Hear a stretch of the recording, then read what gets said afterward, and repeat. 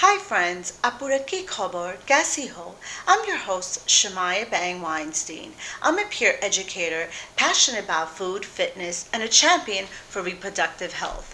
For my first episode, I'd like to open up to you all about my personal life experience before and after marriage, then getting pregnant, and unfortunately having a miscarriage. I learned a great deal about my body and reproductive health.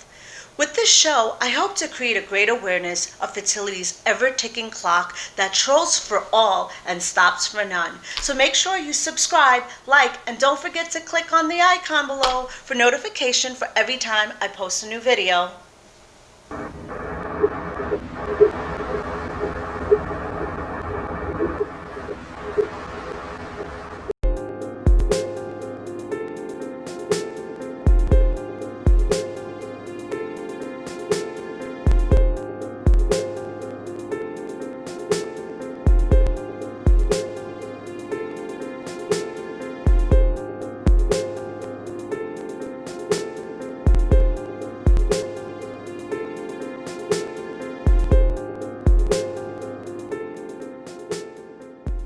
From my understanding, as I've gotten older and more comfortable, I have noticed there are many other women who experience the same thing, whether Muslim, Jewish, Christian. Speaking about sex education was not something spoken about unless it was at school. There, we only learned about preventing pregnancy, but not about fertility and the right time to plan a family.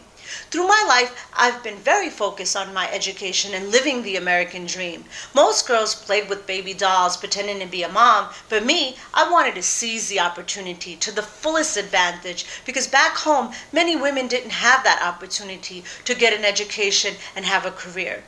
During college, I had the privilege to pledge Alpha Kappa Alpha Sorority Incorporated, where I was able to learn a great deal from my sisters about the essence of being a woman. Later came social media such as Facebook and Instagram, and some of my favorite bloggers posted stories about their experience that opened up my mind about womanhood. After college, I finished my bachelor's degree from Long Island University in business marketing and had the opportunity to work on Wall Street in my 20s. So shortly after 9/11 happened and the economy took a hit, which geared me to another direction. Everybody, it's your girl Shumaya, bang bang, Bangladesh. Yeah, you're not ready. You don't know? It's your girl Bangladesh. I came to find out who could bang the best. It's a lot of dudes in here, so get them girls. Yeah, now who could scream out my name the best? Bang. You ain't gotta do nothing but work it. You whine and you grind and you find till you perfect. That's when I realized my calling for both bringing my Bollywood and Hollywood culture together through my music. I started rapping and started a production company called Bang Incorporated. You're probably wondering, why Bang? Well, it's a shorthanded name given to me by my peers, short for my homeland, Bangladesh. In that time, I met 50 Cent, and actually there was a song loosely based on the hustle, Have a Baby by Me, Be a Millionaire. Well, I was so focused on my career that having a baby was not even an option because I was really on this mission to fulfill the American dream. And I waited around for years to get signed to a label, but it just never happened. So I decided to go back to school for a second master's, a Master of Fine Arts degree in cinema. During that time, I had the privilege to write and produce my short film called Unveil that featured my music. The film examines a way a Muslim mother and her two daughters fight against arranged marriage and deal with cultural diversity in New York City. Another girl? What is with you? Why you not bless us with any boys? Uncle, you can't take that from her. Yes. And I will not say yes. I'm your only wife. I know you have a boyfriend, but a Kalua, I'm all free. Go ahead and tell him, I don't care. What is a Kalua? In the meantime and in between time, a friend of mine thought it would be a great idea to pitch my film to one of the creators of Entourage, known as E, but I know him as Eric. He's been in the film industry over 27 years. So after showing my film trailer to Eric, he was so impressed. And in the midst of everything, he asked my friend if he can get to know me better, like go on a date. Even then, I had tunnel vision and I was so concerned about my career and not once ever thinking about my fertility clock. So I finally gave in and started dating Eric. And we were in a relationship 7 years before we got married. We were so focused on being in a relationship and making sure we were right for each other. We were soulmates. We didn't want to be another Hollywood statistics and end up in a divorce. Besides, marriage was not even on my radar. However, Eric didn't even pressure me either because he was never married and he had his own fear. Our primary focus was having a healthy relationship and for me, finishing up my Master of Fine Arts degree and getting into Hollywood. First trip in Dominican Republic. Babe, how you love it? And I'm loving you.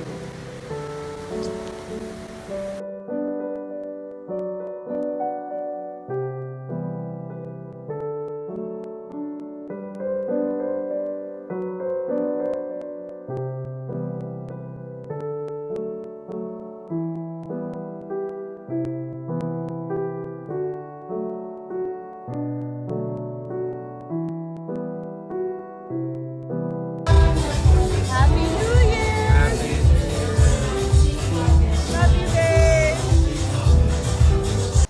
Then it all happened. He proposed to me on Valentine's Day at Shabbat, and it was so magical. I mean, I was so blown away. I was so surprised because it was never on my mind to get married. So when it did happen and he put a ring on it, it was just magical. I mean, even then, like, we were like, all right, we're going to set a date. And we just never set a date. And I remember we ended up moving to Los Angeles because I was in a pursuit of getting my show, Desi Girls, picked up. So we moved out to Los Angeles. We pitched our film. And unfortunately, the producers had other things in mind. They said that they were not ready for something of this nature with the Desi culture. And once again, I was rejected. First it was the music, now my TV show. So I kind of felt very disheartened. And that's when I realized, and I said, you know what, maybe it's time. Maybe now I need to focus on me and you and our marriage. And we decided to set a date. We set a date for September 15th, 2019 in New York City. It was magical. It was so beautiful to see two cultures come together. Literally, Bollywood, Hollywood, everything that I dreamed of. It was the largest production of our lives. Bringing the East and the West together, from the dress to the food to the decor. It was just beautiful. Seeing our families together, it almost felt like we were at the United Nations. It was a really, really amazing time of our lives. Shortly after the wedding, E and I moved back to Los Angeles to our home in Beverly Hills, and that's when we decided we wanted to work on having a family. I saw that all my girlfriends were either pregnant or having a baby, and that's when it hit me, like, yeah, maybe it's time. Maybe it's time that we try. So I got the fertility kit, and we watched my menstrual cycle, and we kept trying and kept trying and kept trying. And I remember COVID happened, and we had a lot of time to be home and be together, and finally we got pregnant. You heard that? Yeah. Being pregnant was so amazing. It was a feeling I never experienced. I felt alive. I understood what it was to be a woman. It was God's gift, truly, that I experienced God's miracle. And then a few weeks later, I went to the doctor's office for another ultrasound, and that's when the doctor said there was no heartbeat. I didn't understand what that meant. I wasn't expecting that. I got on FaceTime with E, and I told him there was no heartbeat. He was like, what do you mean there's no heartbeat? I didn't want to believe the doctor. So we went for a second follow-up with another doctor to make sure. And that doctor also said the same thing, that there was no heartbeat. It was the hardest news. It took the joy out of my soul. I didn't want to lose my baby, and it wasn't a choice. I ended up having a miscarriage, and my doctor wanted me to take some shots so it wouldn't come out of me, and wanted her to do the DNC so that way we could do a genetic testing.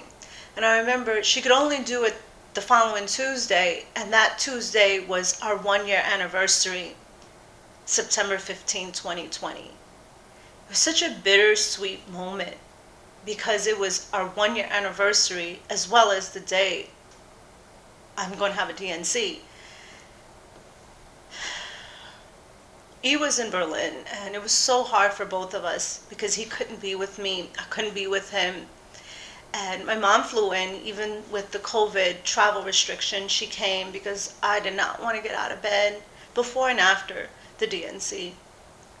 I didn't want to eat. I just didn't want to be alive. I felt like I wanted to die with my baby. I just prayed. I asked everybody to pray for me. And that's when I posted on Instagram my video, because everybody kept asking, why did I need a prayer? And that's what inspired me to do this show, because I felt like I was so alone. And I know there are other women that experience it as well, and they may be alone, whether it's they're a single parent or they're just going through it. But it's nothing like having support. And I want to be an advocate and a supporter to all the other women. You know, like myself, I experienced this trial and tribulation that made me a stronger person, made me a believer that there's hope. There's hope for you, there's hope for me. And whether it's naturally or through in vitro fertilization, you know, there are options, and it's okay to take those options. We don't have to be embarrassed. No matter how old you are, no matter what your religion, this kind of stuff does not discriminate.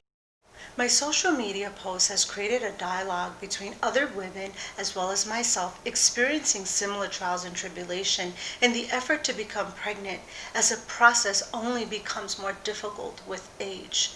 According to the Center for Disease Control and Prevention, commonly known as the CDC, approximately 12% of older women encounter complications conceiving, and that does not eliminate 20-year-olds or 30-year-olds. So I'm creating this YouTube podcast to help educate those communities where there's an inadequate understanding of the realities and the limitations of people's reproductive capabilities, whether you're a man or a woman.